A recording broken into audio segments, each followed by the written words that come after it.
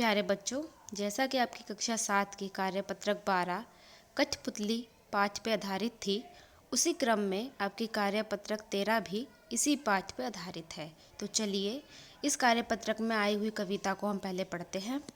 सुनकर बोली और कठपुतलियाँ कि हाँ, बहुत दिन हुए हमें अपने मन के छंद छुए, मगर पहली कठपुतली सोचने लगी, ये कैसी इच्छा मेरे मन में जागी। तो पहले हम इसका प्रसंग पढ़ेंगे। प्यारे बच्चों, यह कविता श्री भगवती प्रसाद मिश्र जी द्वारा रचित है और इसमें उन्होंने एक कठपुतली की मनोदशा का चित्रण किया है। वे कहते हैं कि कठपुतली बंधे होने के कारण दुखी है और विद्रोह करती है, जिससे अन्य कठपुतलियाँ भी विद्रोह करने लगती है। और इसका भावार्थ क्या है? पहली कठपुतली की बात सुनकर बाकी कठपुतलियाँ भी विद्रोह करने लगी और कहने लगी कि बहुत दिन हुए हमें अपनी मनमर्जी किए, हम दूसरों के इशारों पर नाचकर थक गए हैं। यह सब सुनकर पहली कठपुतली सोचने लगी कि कैसी इच्छा मेरे मन में जागी। उसके ऊपर तो अब अन्य कठपुतलियों की भी जिम्मेदारी आ गई है।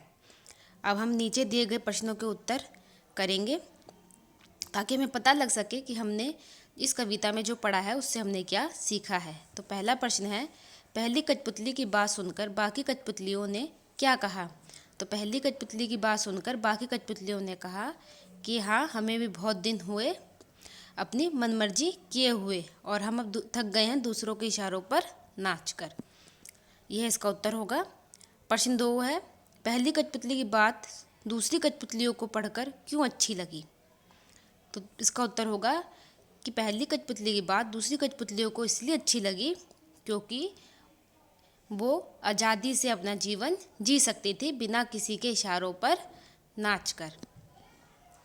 तीसरा प्रश्न है, दूसरी कठपुतलियों की बात सुनकर पहली कठपुतली क्या सोचने लगी? तो इसका उत्तर होगा, दूसरी कठपुतलियों की बात सुनकर पहली कठपुतली सोचने लगी कि अब इन सबकी जिम्मेदारी भी मेरे ऊपर आ गई है। प्रश्न 4 है, आपको कठपुतली की तरह दूसरों के इशारों पर नाचना पड़े तो आपको कैसा लगेगा और क्यों? तो इसका उत्तर होगा कि अगर हमें कठपुतलियों की तरह दूसरों के इशारों पर नाचना पड़े तो हमें ये बिल्कुल भी अच्छा नहीं लगेगा, क्योंकि हर इंसान अपने तरीके से अपना जीवन जीना चाहता है और अगर उसे दूसरों के इशारों पर नाचना पड़े तो या दूसरों के इशारों से कोई काम करना पड़े तो उसे वो क्या लगता है? बहुत ही बुरा लगता है। अब प्रश्न 5 है, क्या हम सभी टीवी, मोबाइल, इंटरनेट के हाथों की कठपुतली हैं? कैसे? तो इसका उत्तर क्या होगा? इसका उत्तर वैसे तो आप सबको खुद सोच के लिखना चाहिए, लेकिन मैं फिर भी आपको थोड़ा सा संकेत के रूप में बता सकती हूँ कि हाँ, आज के समय में हम सब टीवी, मोबाइल, इंटरनेट के हाथ की कठपुतली बन चुके हैं। क्योंकि आप सब देखो, आज का टाइम क्या चल रहा है?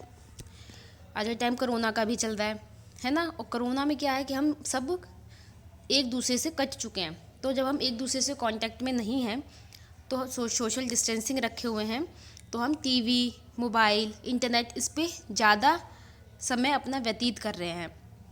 और अगर ये टीवी पे केबल नहीं आता या डिश नहीं चलता, मोबाइल में इंटरनेट नहीं होता तो लोगों का मन नहीं लगता है।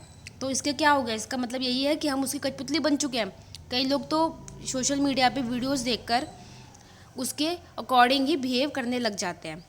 तो आप सब भी इसका, ये मैंने संकेत के रूप में आपको उत्तर बताया है, आप सब खुद सोचेंगे और इसका उत्तर लिखेंगे।